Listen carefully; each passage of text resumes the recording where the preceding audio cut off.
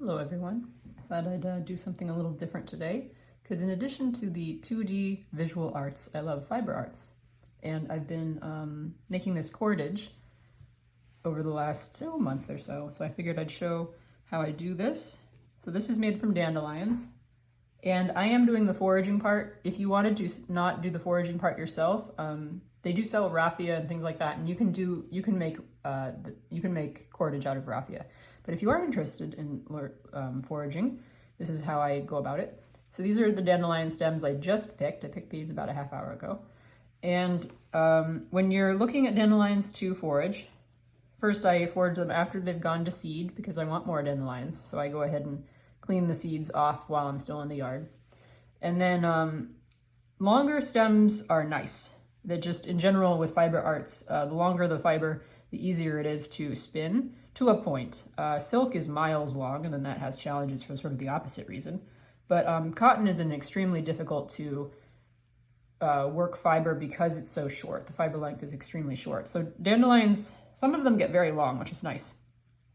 Now this one is a good example because even if this one is long anyway, but sometimes they look short, but they're really not. Sometimes a dandelion will only poke up this much over the grass, but then its stem really travels sideways quite far. So if you get in the habit of following the stem down to the plant, it's sometimes longer than they appear. And the nice thing about following it all the way down is sometimes the red can get very pink.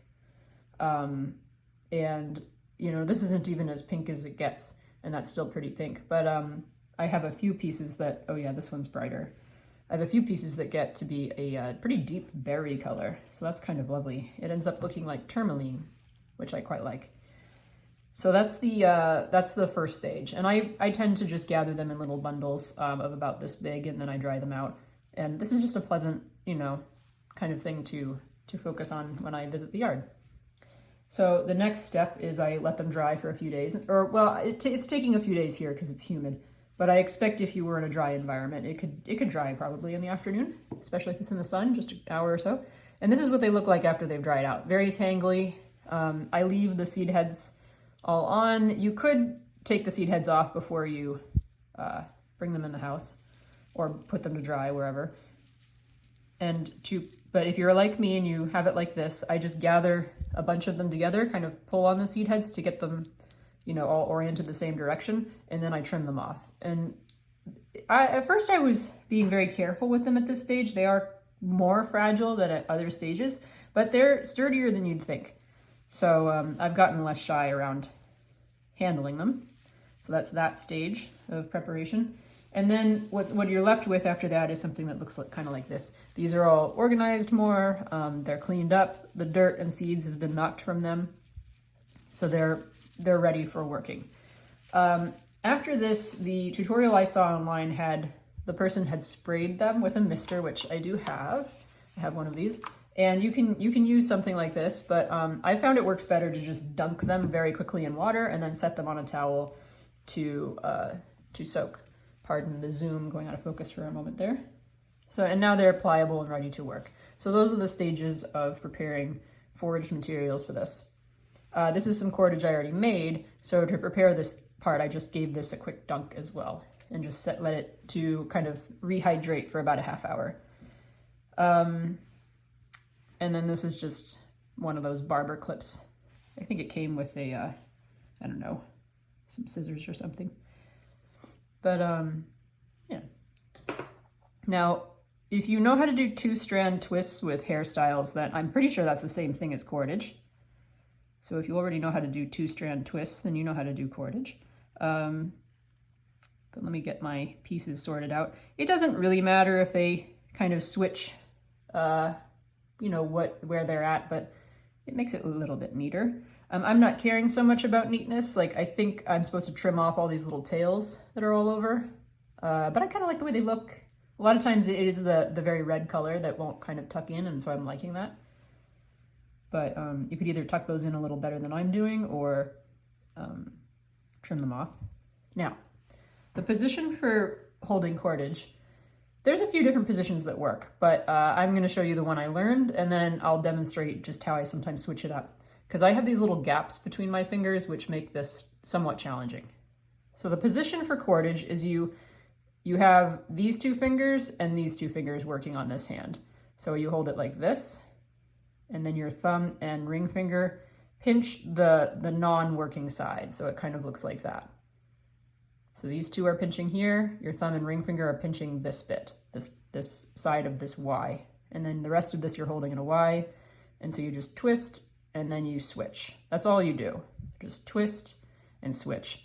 Now, when you're adding new fibers, you want the ends of your previous working fibers to stagger, or that's ideal. If they're all ending at the same place, you know, it's not the worst thing ever, but it is nice if they stagger. So that's part of the reason having different lengths, having long lengths is kind of nice. And you just keep adding them in. You don't want to wait, like if I got carried away and did my twist and switch for too long and then kind of ran out of tails, you know, I wouldn't have anything to add my new fiber to. So you lay in the new fiber, the new stem, and yeah, and I pinch it with my my left hand. So I'm trying to kind of get it under my thumb pad there. That's more successful. And then you get the twist going, and it will just sort of hold it for you. So yeah, when you're in between the parts where you're adding the fiber, then you can really kind of hum along with a lot of speed. But when you're adding the new pieces, it is a little tricky. So you have to get it sort of trapped under your thumb pad, then twist and switch. See that one, I'm purposefully leaving those stiffer stem ends because I like the way they look. But I expect if you wanted this to be very clean and tidy, that those would have to get trimmed away. Because some of the dandelion materials like this one, I mean, I suppose I could just dunk this again and let it get more pliable. But I kind of like the way these little tails are acting, and we'll see. I can always trim them off later. But for now, they're adding some, I'm having fun with them. So one of the most challenging parts about the dandelions, it's sort of challenging and kind of useful at the same time, is how sticky they are. Because once you get the twist going, you know, they do kind of, it's not a problem. It wants to be a cordage, but you know, you see, I keep having to kind of make the Y not stick to itself. So it's a little tricky. But this has been very meditative and a useful way for me to get out in the yard and just, I don't know, have something to do. I've been going through some health problems since January, as I've shared in some posts, and one of the ways I cope with challenges in life is to make sure I get outside, make sure I use my hands. And this has kind of all brought a lot of my coping strategies together into one thing. So that's part of the reason I'm sharing it. Art doesn't have to always be about making something purposeful and pretty and things. Sometimes it's, for me at least, about engaging with the human condition, living in my body a little bit more. You know, there's so many things that I guess connect me to reality with this particular craft. I get to go outside and be with, you know, interact with nature at a bunch of different stages. Like I'm working at these dandelion stems at different kind of stages, and I'm keeping an eye on the dandelions. Like I know which ones are in the process of going to seed and which ones are not. I have my eyes on ones that have very long stems, and what with all the health conditions I face, my life is kind of small. So going deep on something as local as the dandelion, as local and humble as the dandelion, has really helped me find beauty in my little world. So I'm sharing this. Yeah, like right now I'm feeling the stickiness of the stems. I'm smelling the grassy smell. This doesn't have, when it's dry and, you know, just hanging out, the cordage I've already made, because this I made about 2 weeks ago. You know, it started it. Look how thin the beginning is, because I was still figuring it out. But yeah, it's it doesn't have much of a smell at all. When it's wet, it sort of smells like wet hay, kind of. Also, if you don't have dandelions, or because mine are already going kind of past the season for dandelions, but I think any long-stemmed flower would work that is like a dandelion. I'm noticing some other wildflowers that I might try to do this with as well. I saw another video where people used daffodil leaves. So you can see how how I'm humming along now. I struggled a little bit earlier, but once you've got your strands kind of going along, then it's easier. The trick is not to get too carried away though and end up where I was at the start of this video where, you know, you have just a bunch of little tails all at the same time. But look how purple that is. It's absolutely, I mean, the camera truly isn't doing it justice. It's such a beautiful shade. So yeah, I'm trying to share more of this side of art making because of course art making is lovely in terms of you make beautiful objects, and sometimes people are, you know, like sometimes I guess the wow factor of art can be what the goal is, but for me it's often a quieter thing. It's often just engaging with the human experience, as they say. Humans are unique in the, you know, there's not too many creatures that do this. Like, of course, weaving, you know, you've got a lot of animals that weave. But I used to really love learning about Paleolithic art and things like that. And it's just, art is one of our oldest communication forms. It's one of our oldest hobbies. It's, you know, it really is part of the human condition. So even if all you're doing is playing in some dust, you know, I consider that, I guess, art. Everyone's definition of art is different. So you just twist and switch. Oh, right, and I was gonna demonstrate. So if you don't like this method, like sometimes it does make my hands kind of ache a little bit. And also, if you ever, with dandelions it's fine, but when I do it with thread, it doesn't really work because this gap that appears in between my middle finger and index finger is too wide. So when I'm making cordage out of thread, I actually kind of have to hold everything like this. So you can do it like this too. You don't need to have the whole, and this is really truthfully more comfortable for me. I think when you see people doing 2-strand twists with hair, that this is more closer to the hand positioning for that. But you don't need to get locked in. You see me switching all the time. Really, the thing is you want to think of this as a line, even if it's happening small. See, even if I'm holding it like that, it's still, this is a line and this goes out sideways. So it's like a, capital letter T or a Y, but think of it like that. Because the minute you let these things get close together, your tails get all mixed up. You have to sort things out. The twist isn't locked in. Like I almost send it up again a little bit to lock it in. But you don't need to do that, that position. It did help me in the beginning to kind of see what's what. And also sometimes when you're adding the new fiber, this is particularly helpful because you have to tuck it under your thumb pad. Like I'll do it again because we're almost out anyway, almost running out. There, so I tucked it, you know, in this position, let me see, could I do it the other way? I'll try. Got it all pinched together like that. Where'd my piece go? There it is. No, you really don't need that hand position. Yeah, so I was demonstrating it because that is how I learned, but I almost prefer just to pinch everything together.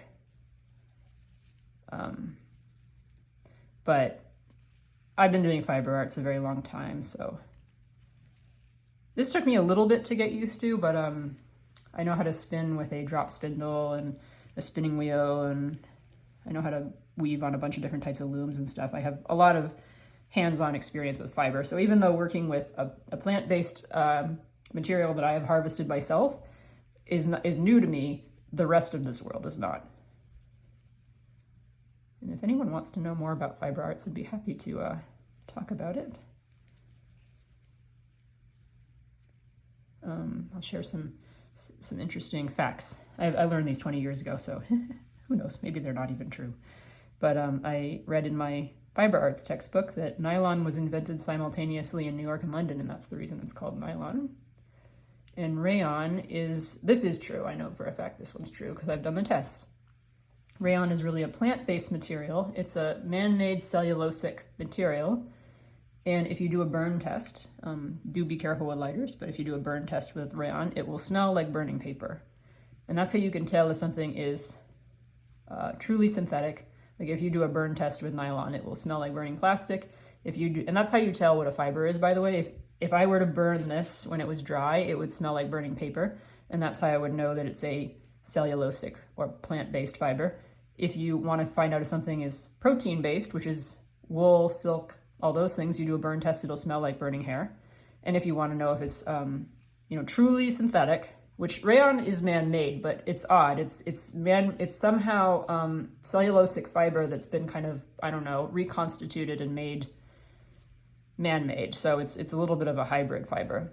It will smell like paper when you're burning it, but it won't, it performs more like a true man-made fiber like nylon. So yeah, just some fiber arts are absolutely amazing. And when you learn how much work goes into them, you get a lot of respect for what it takes. And I don't know, I absolutely love fiber arts. So yeah, I'm gonna go back to the other method because, oops, I'm adding more material. And it does sort of help because you have your thumb. I have worked with these tiny little fingers. So I think someone with broader fingers might have a different hand positioning than me, and it might have an easier time. Because I have to put so much more effort into getting this pinch to really happen. So, but yeah, and this is quite sticky. Yeah, and I've talked before about how working with materials gives you an understanding of the materials. Like, I don't know the chemical composition or cellular structure of a dandelion stem, but I would bet my buttons there's sugar in this because of how sticky it is. So that must have a glucose content. Other things I've been noticing, I'm gonna clip this up. So when you are ready to stop, I give it a good squeeze because since there is sugar, it sort of glues. It's a little odd that way. But I've just borrowed this hair clip from the drawer of combs. Now that I have short hair, I don't use those. Anyway, but yeah, one of the things I've been surprised about is just how strong this stuff is. I mean, it's remarkable. So yeah, I'm gonna learn some basketry.